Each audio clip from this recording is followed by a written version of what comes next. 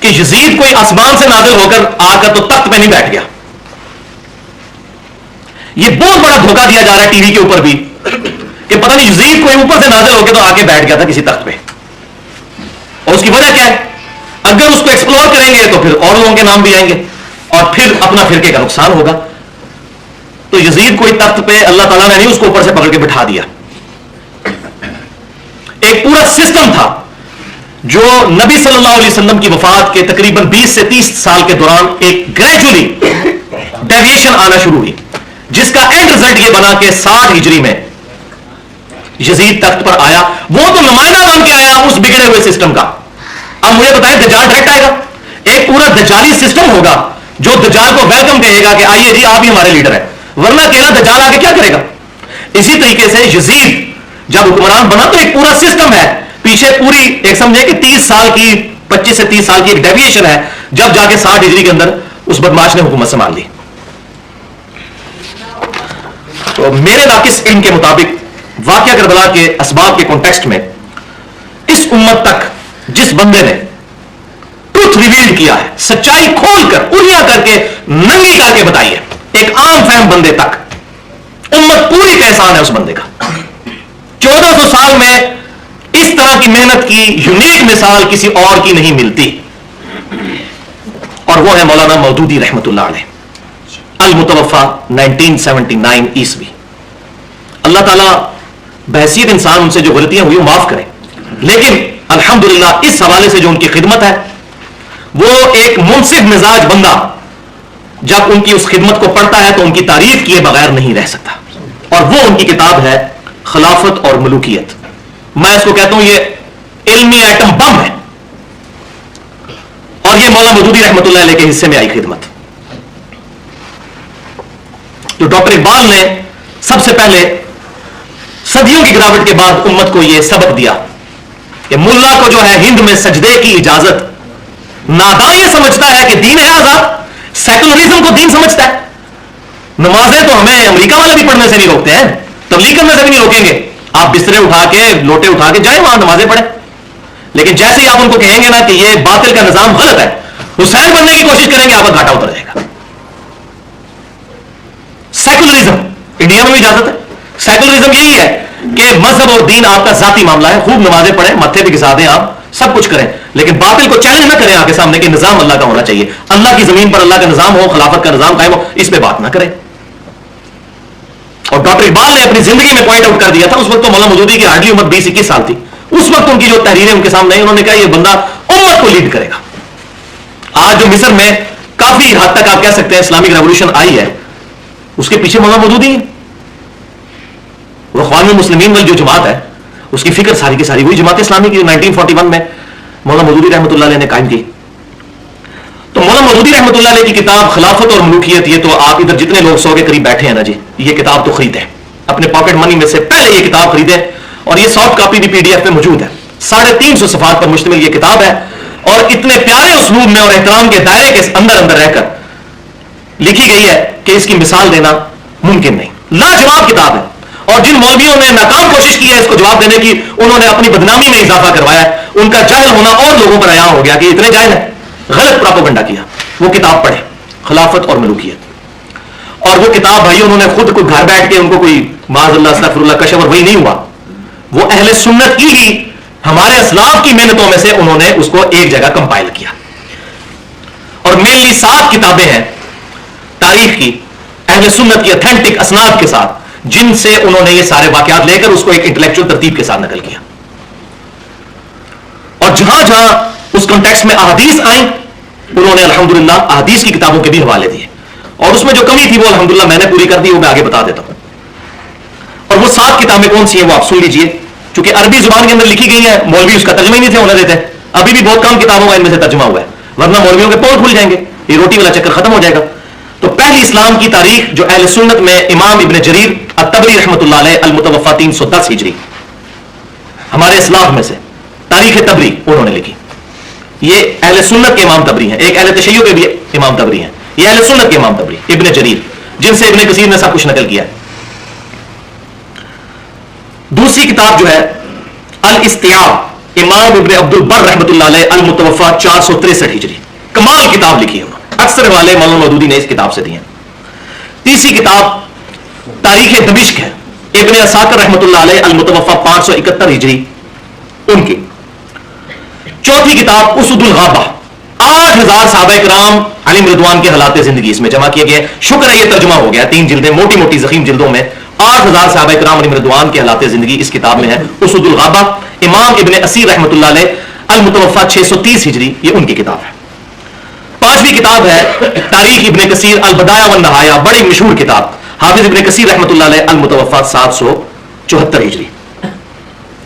اور چھٹی کتاب تاریخ ابن خلدون، امام ابن خلدون رحمۃ اللہ علیہ المتوفا 808 ہجری ان کی۔ اور ساتویں کتاب الاصابہ ہے، حافظ ابن حجر اسقلانی رحمۃ اللہ علیہ المتوفا 852 ہجری، جو اہل سنت میں بریلوی، دیوبندی اور سلفی یعنی اہل حدیث کے ہاں متفقہ طور پر بزرگ مانے جاتے ہیں۔ یہ تمام لوگ ان تمام کتابوں کے الحمدللہ انہوں نے پورے ریفرنسز دیے ہیں، لیکن ظلم کی انتہا یہ ہے کہ جو لوگ رد کرتے ہیں وہ خلافت و ملوکیت کا رد کرتے ہوئے یہ بھول جاتے ہیں کہ یہ رد کن کا ہو رہا ہے، ان کو رحمت اللہ علیہ کہتے ہیں اور مولانا مدوری بیچارے کو کہتے ہیں لعنت اللہ علیہ، معاذ اللہ، استغفر اللہ۔ تو یہ 2 نمبر پالیسی ہے۔ تو پنجابی میں ہی اس کی صحیح ٹرانسلیشن ہو سکتی ہے کہ چور نہ مارو، چور کی ماں کو مارو، پہلے چور کو بعد میں مارا جائے، پہلے اس کی ماں کو مارے جس نے چور کو جنم دیا۔ تو پہلے ان سارے بزرگوں کو لعنتی اور یہ سب کچھ ڈکلیئر کریں گے اگر اتنے جرأت مند ہیں، معاذ اللہ، استغفر اللہ، اور پھر آئے سامنے اور پھر اس کانٹیکسٹ میں انہوں نے الحمدللہ احادیث بھی بیان کی ہے۔ اور اس کتاب کا جو مقدمہ ہے تقریباً 1.5 صفحے کا ہے، اس میں آپ کو انٹینشن پتا چلے گی کہ کتاب کیوں لکھی جا رہی ہے، جو انہوں نے پریفیس اس کا دیباچہ لکھا ہے، اور انہوں نے کہا کہ میں آج کے نوجوان مسلمان تک یہ بات پہنچانا چاہتا ہوں کہ وہ کون سے اسباب تھے کہ جن کی وجہ سے نبی صلی اللہ علیہ وسلم کی بنی بنائی محنت صرف 30 سال کے بعد اس غلط ڈگر پر چل پڑی کہ آج تک اس سے چھٹکارا ممکن نہیں، جبکہ ہزاروں صحابہ اس وقت زندہ تھے، لیکن یہ نبی صلی اللہ علیہ وسلم کی محنت جو ہے یہ 30 سال کے بعد ہی ایک غلط ٹریک کے اوپر چڑھ گئی۔ تو کیا اسباب تھے؟ اب یہ کون کھولے؟ انہوں نے کھولا الحمدللہ، اور واقعی یہ کسی پڑھے لکھے مسلمان کا پہلا سوال یہی ہو سکتا ہے۔ اور انہوں نے یہ کتاب 1386 ہجری میں 1966-67 صدر ایوب کی جب ملوکیت تھی اس دور میں انہوں نے لکھی، جب لوگوں نے کہا کہ جی یہ دیکھیں جی اس کو بھی یہ مولوی سارے امیر المومنین ڈکلیئر کر رہے تھے، تو انہوں نے کہا دیکھیں جی یزید کو بھی تو مانا ہوا ہے اور ان سے پہلے بھی اور بعد میں بھی اتنے بڑے بادشاہوں کو قبول کیا امت نے، تو صدر ایوب میں کون سی برائی موجود ہے؟ تو پھر مولانا مودودی نے کتاب لکھی کہ حسین کدھر گیا، حسین بھی تو ہے نا۔ پھر انہوں نے مجبوراً یہ کتاب لکھ کے امت کو حق ننگا کر کے بتا دیا، اور پھر انہوں نے لحاظ کسی کا نہیں کیا، جو بات آتی تھی احترام کے دائرے کے اندر وہ لکھتے چلے گئے الحمدللہ۔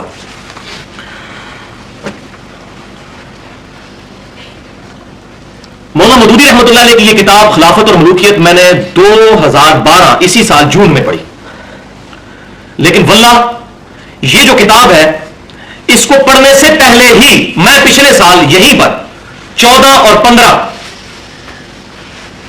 محرم الحرام 1433 ہجری کی درمیانی رات 10 دسمبر 2011 کو ایک لیکچر ریکارڈ کروا چکا تھا،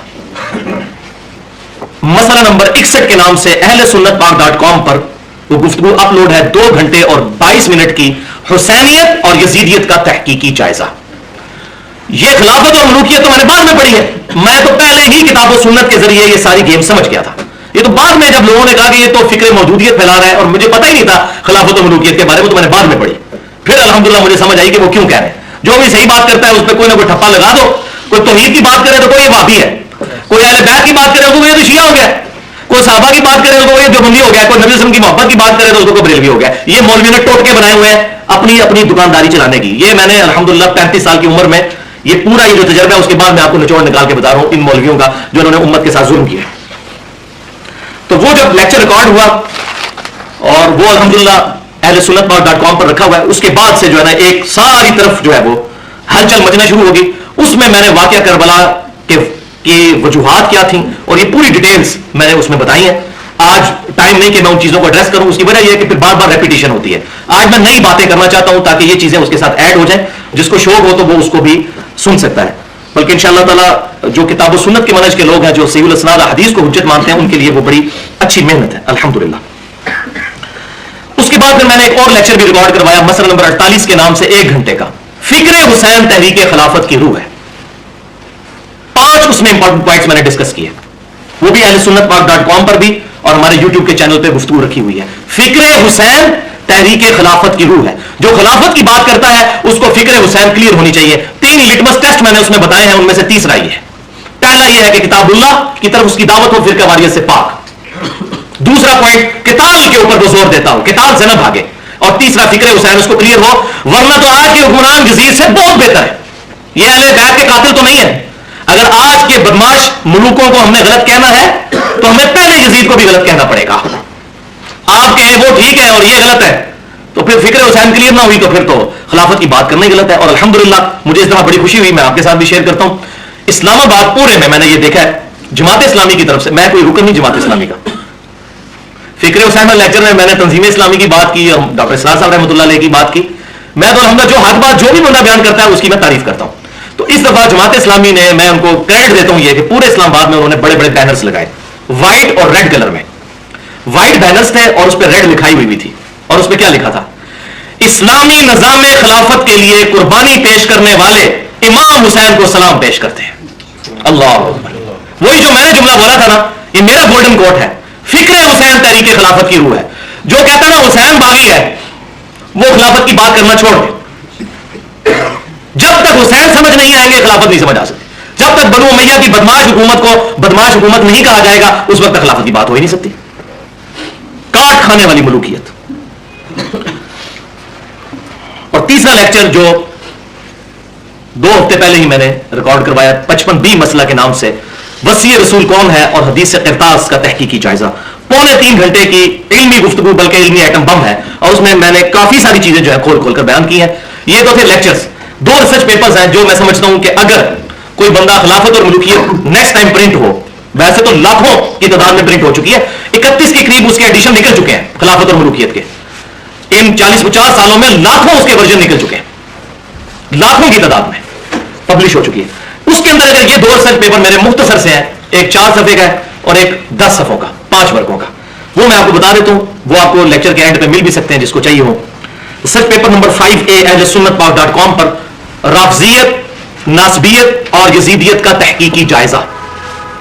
और रिसर्च पेपर नंबर 5B वाक़या करबला की इस्लामी तारीख 40 सहीहुल असनाद अहादीस की रोशनी में, जिनमें से अक्सर अहादीस सही बुखारी, सही मुस्लिम और बाकी मुस्तनद किताबों से, अहादीस की रोशनी में सईदना उमर की शहादत से लेकर वाक़या करबला होने तक 40 अहादीस की रोशनी में इस्लामिक तारीख वाक़या करबला की अल्हम्दुलिल्लाह मैंने बयान की.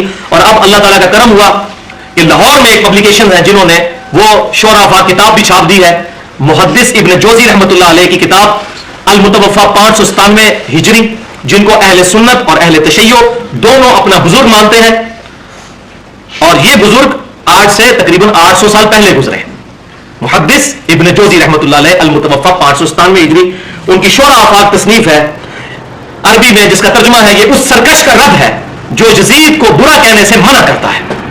और कमाल किताब लिखी है उन्होंने आइमा अहले सुन्नत इमाम अहमद बिन हंबल रहमतुल्लाह अलैह और बाकी आइमा के अक़वाल लिखकर यजीद की शख्सियत को नंगा किया.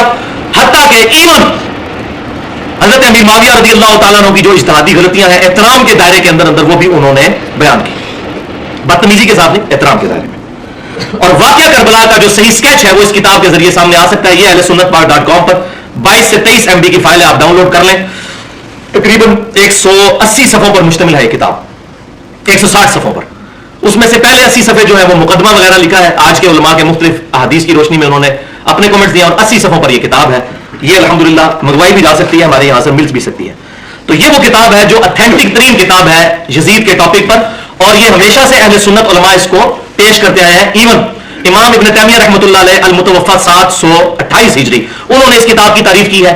हाफिज इब्न कसीर रहमतुल्लाह अलैह अल मुतवफ़ा 774 हिजरी, उन्होंने तो बहुत तारीफ की इस किताब की कि ये किताब लिख के मुहद्दिस इब्न जोजी रहमतुल्लाह अलैह ने यजीदियों का मुंह तोड़ दिया है. उन्होंने तो बड़ी तारीफ की है कि सही इन्होंने टका के जवाब दिया. और तीसरा इमाम ज़हबी रहमतुल्लाह अलैह अल मुतवफ़ा 748 हिजरी, उन्होंने भी इस किताब की तारीफ की. बल्कि दौरे हाज़िर में अहले सुन्नत के बहुत बड़े मुहद्दिस जो है शेख जुबैर अली ज़ई साहब, जब उनसे मैंने 17 जून 2009 को इंटरव्यू लिया था, 100 सवाल उनसे पूछे थे जो कि हमारी वेबसाइट ahlesunnatpak.com पर भी रखे हुए हैं, वीडियो इंटरव्यू उनका. उसमें उन्होंने ये किताब दिखाई और बाकायदा बताया कि ये सही सनद के साथ उनसे ये साबित है. और उसमें से यजीद के खिलाफ जो कॉल है इमाम अहमद बिन हंबल रहमतुल्लाह अलैह का, उन्होंने अरबी में पढ़ के और उसकी कहा कि इस सनद से ये पूरा बयान किया. अल्हम्दुलिल्लाह.